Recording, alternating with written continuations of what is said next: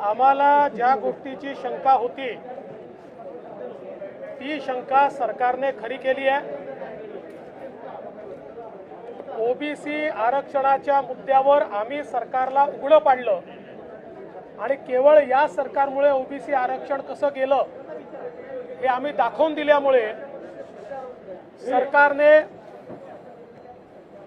आमच्या आमदारांवर खोटे आरोप लावून 12 आमदारांना त्या ठिकाणी सस्पेंड केलेला आहे।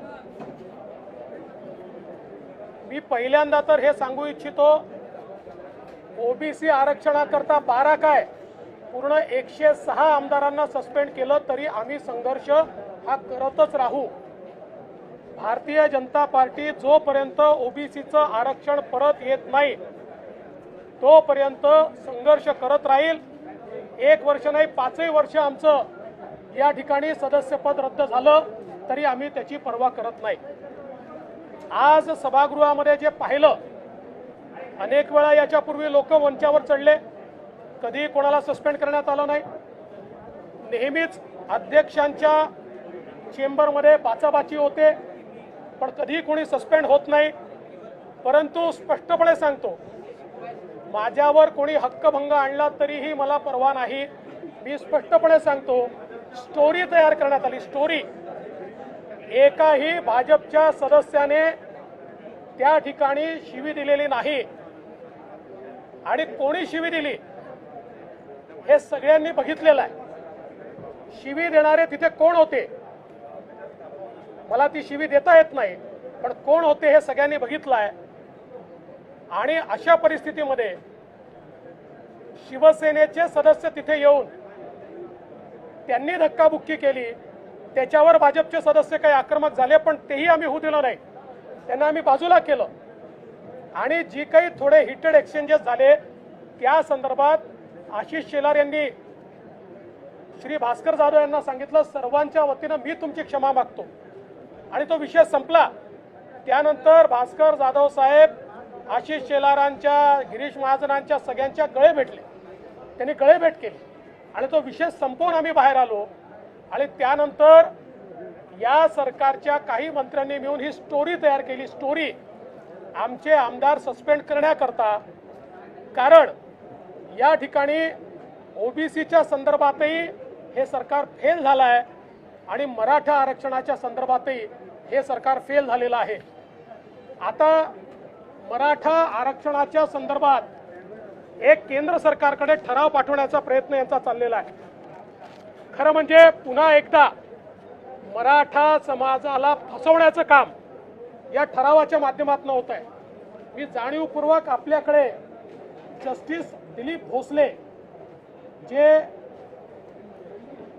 अलाहाबाद हायकोर्टाचे म्हणजे उत्तर प्रदेश हायकोर्टाचे चीफ जस्टिस होते, त्यांची कमिटी ठाकरे सरकारने तयार केली होती आणि याच्यामध्ये डरायस खंबाटा यांच्यासारखे माजी महाधिवक्ता आणि रफिक दादा यांच्यासारखे ज्येष्ठ विधिज्ञ होते आणि यांनी अतिशय स्पष्टपणे या ठिकाणी काय सांगितलेलं आहे ते आपण बघितलं पाहिजे। जाणीवपूर्वक सांगतो, म्हणजे हे किती खोटेपणा करतायत हे आपल्या लक्षात येईल। त्यांनी असं सांगितलं आहे, या कमिटीने सरकारच्या the only option that would be available to the state is to constitute a fresh commission for collecting data in the light of comments, observations made by the Supreme Court in the judgment and this report. On receipt of the report of fresh commission, the state will have to approach President of India or commission constituted under Article 338B seeking reservation for socially and educationally backward class of Maratha community. म्हणजे काय, justice भोसलेंनी काय सांगितलं, कमिटीने काय सांगितलं, यांनी सांगितलं की पहिल्यांदा राज्य सरकारला मागासवर्ग आयोग तयार करावा लागेल। सर्वोच्च न्यायालयाच्या निर्णयात जे ज्या गोष्टी दिल्या आहेत त्याच्यावरचा डेटा कलेक्ट करून ते कसं चुकीचं आहे याचा रिपोर्ट तयार करावा लागेल आणि मग तो रिपोर्ट हा राष्ट्रपतींकडे पाठवावा लागेल। आता यांचा ठराव म्हणजे कसा आहे, लग्न झालेलं नाही पण पोराचं नाव ठरवून पाठवलं आहे, लग्नच केलेलं नाही आहे पण पोराचं नाव ठरवून पाठवण्याचा हा प्रकार आहे। त्यामुळे अशा प्रकारचा छल हा मराठा समाजासोबत या ठरावाच्या माध्यमातून होतोय। मी पुन्हा एकदा सांगतो, जे जस्टिस भोसलेंनी सांगितलं, डराज खंबाटा साहेबांनी सांगितलं, रफिक दादा साहेबांनी सांगितलं, ती कारवाई केल्याशिवाय कितीही ठराव केंद्र सरकारकडे पाठवले तरीही आरक्षण हे कधीच मिळू शकत नाही। एवढंच नाही तर याच्यामध्ये 125व्या पानावर काय म्हटलंय, त्यांनी सांगितलं की या कमिशनला काय काय टर्म्स ऑफ रेफरन्स असले पाहिजेत आणि मग म्हटलं therefore the way forward to the state to contemplate a mechanism for reservation of Maratha class community is only through the mechanism suggested above।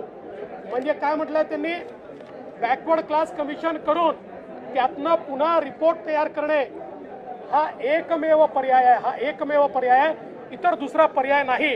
हे ठाकरे सरकारने तयार केलेलं कमिशन या ठिकाणी सांगताय आणि हे मात्र मराठा समाजाची दिशाभूल करण्याकरता या ठिकाणी प्रस्ताव आणतायत। आजचे दोन्ही प्रस्ताव हे हात झटकण्याचे प्रस्ताव आहेत। अतिशय स्पष्टपणे या ठिकाणी दिसत आहे, फेब्रुवारीमध्ये स्थानिक स्वराज्य संस्थांच्या निवडणुका होणार आहेत। कुठल्याही परिस्थितीत या सरकारला स्थानिक स्वराज्य संस्थांच्या निवडणुकांपर्यंत ओबीसींचं राजकीय आरक्षण परत आणायचंच नाही आहे आणि म्हणून ते वेळ काढू धोरण काढतायत आणि इम्पेरिकल डाटा जमा करत नाही आहेत। त्यामुळे आजचे दोन्ही ठराव जे या सरकारने घेतलेले आहेत हे ओबीसी समाज आणि मराठा समाजाची दिशाभूल करून, वेळ काढू धोरण करून केवळ टोलवा टोलवी करणं अशा प्रकारचा हा उपद्व्याप हा या ठिकाणी झालेला दिसतोय। गंभीर आरोप लगाए गए।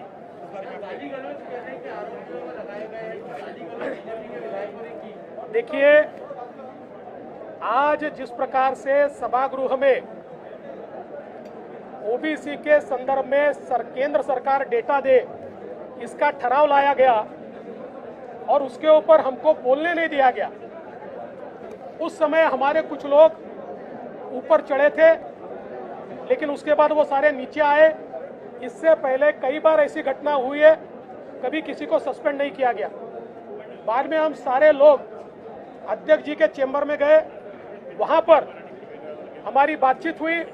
शिवसेना के और रूलिंग पार्टी के कुछ एमएलए आए, हमारे भी एमएलए थे, वो आमने सामने आए तो हमने उनको दूर किया। कोई भी गाली बीजेपी के किसी भी सदस्य ने नहीं दी। गाली किसने दी हम सबने सुनी है।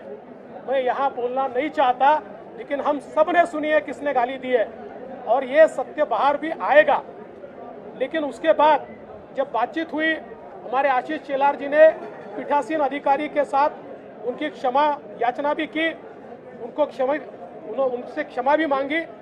सब लोग गले मिले, अपने अपने रास्ते गए। उसके बाद केवल ओबीसी समाज के सामने इस सरकार का नकाब फट रहा है।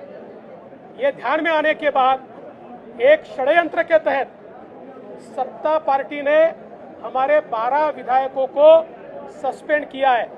मैं स्पष्ट रूप से कहना चाहता हूं, ओबीसी के लिए हमारी लड़ाई जारी रहेगी। 12 क्या, पूरे 106 एमएलए अगर हमारे सस्पेंड कर दिए तब भी हम लोग लड़ते रहेंगे। इसके साथ साथ मराठा आरक्षण का भी एक प्रस्ताव इस सरकार ने लाया है, जो इसी सरकार ने जस्टिस भोसले कमेटी का जो रिपोर्ट है उस रिपोर्ट से विपरीत इस प्रकार का प्रस्ताव मंजूर किया जा रहा है। सीधा सीधा ओबीसी और मराठा समाज के साथ छलावा करने का काम इस सरकार के माध्यम से चल रहा है। ये हमको पक्का पता चल गया है। 2022 के चुनाव जब तक नहीं होते ये सरकार ओबीसी का राजनीतिक आरक्षण वापस करने वाली नहीं है। अध्यक्ष ने ऑन रिकॉर्ड कहा है कि कैमरे में रिकॉर्ड हुआ है सर। नहीं, रिकॉर्ड अगर है तो दिखाइए। देखिए, मेरे ऊपर शायद कल कोई प्रस्ताव भी ला सकता है, लेकिन मैं स्पष्ट रूप से कहता हूं, तालिका अध्यक्ष ने एक तरफा बात कही और उस पद पर बैठने के बाद वहां पर जो बोलते हैं उनको अधिकार है और उसके बाद हमको बोलने नहीं दिया जाता। और इसलिए मेरा मानना यह है कि उन्होंने पूरी बात नहीं कही है। हाँ, ये जरूर है, मैं इस बात को बिल्कुल मान्य करता हूं कि दो बातें हुई, लेकिन उसमें हमारी तरफ से किसी ने गाली नहीं दी और ये पहली बार नहीं हुआ।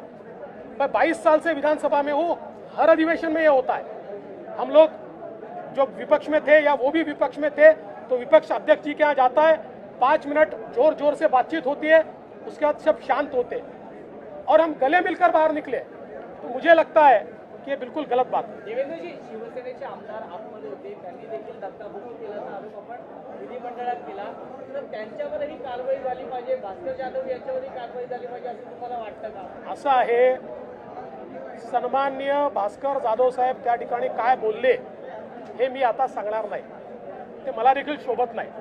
त्यामुळे ते तिथे बसून काय बोलतात ते सोडून द्या, पण ते काय बोलले हे सगळ्यांनी ऐकलं। ते कदाचित रागात बोलले असतील, पण ते काय बोलले हे सगळ्यांनी ऐकलेलं आहे आणि त्याच्यानंतर सगळं शांत झालं, संपलं होतं। त्यानंतर ही जी कारवाई झाली आहे ही मॅन्युफॅक्चर्ड कारवाई आहे। मॅन्युफॅक्चर्ड म्हणजे त्यांना असं वाटतंय की विरोधकांचे नंबर जर कमी केले, सदस्य जर कमी केले तर विरोधक आपल्यावर हावी होऊ शकणार नाही। त्यांना असं वाटतंय की अधिवेशनामध्ये आम्ही वेगवेगळी प्रकरणं काढू, त्या भीतीनं आमच्या लोकांना सस्पेंड करण्याचं काम चाललेलं आहे। स्थानिक अधिकारी ने आप लोगों को बोलने का भी मौका नहीं दिया प्रस्ताव के दौरान, उस बारे में आप क्या कहेंगे? इस वजह से कर रहे हैं। देखिए, ऐसा नहीं हो सकता है। स्पीकर का चुनाव सदस्यों को सस्पेंड करके नहीं लिया जा सकता, इसके बारे में कई प्रकार के दाखले हैं।